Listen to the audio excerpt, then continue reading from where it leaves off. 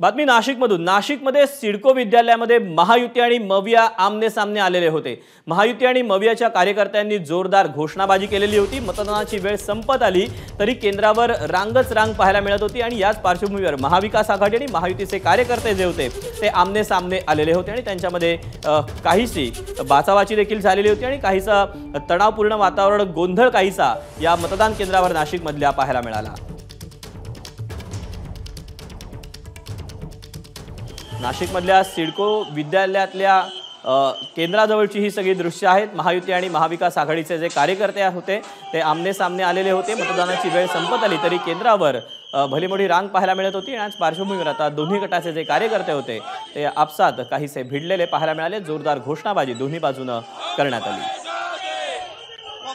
अधिकचे अपडेट जाणून घेऊ, नितीन ओझा आपल्यासोबत आहे। नितीन, आत्ताची काय नेमकी परिस्थिती आहे? मतदानाची वेळ संपून गेली आहे, दोन्ही गटाचे कार्यकर्ते आमने सामने आले होते। दीपक, निश्चितच पाहिलं तर जशी वेळ संपत आली त्यानंतर पोलिसांनी सर्व लोकांना बाहेर काढलं, मात्र प्रवेशद्वारावर दोन्ही गट आमने सामने आले आणि घोषणाबाजी केली।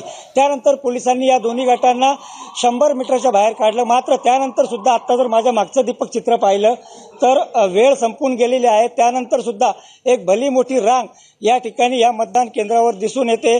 6 वाजून गेलेले आहेत आणि त्यानंतर सुद्धा ही भली मोठी रांग या ठिकाणी आहे। आपण काही मतदारांशी संवाद साधणार आहोत। सकाळी 7 पासूनची वेळ होती, 6 वाजून गेले, इतका उशीर का?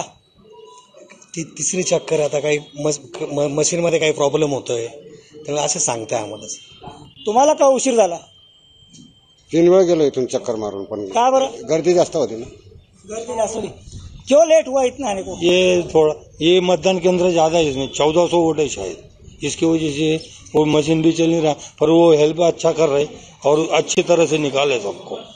परंतु मतदान सकाळी 7 वाजता सुरू झालेलं आहे, आता जवळ 6 वाजले, जवळपास 11 तास झाले। तो 1100 मतदान है ना, ज़्यादा है ना वोटिंग इसमें, इसकी वजह से फिर तकलीफ होंगी। एबीपी माझा, उघडा डोळे बघा नीट।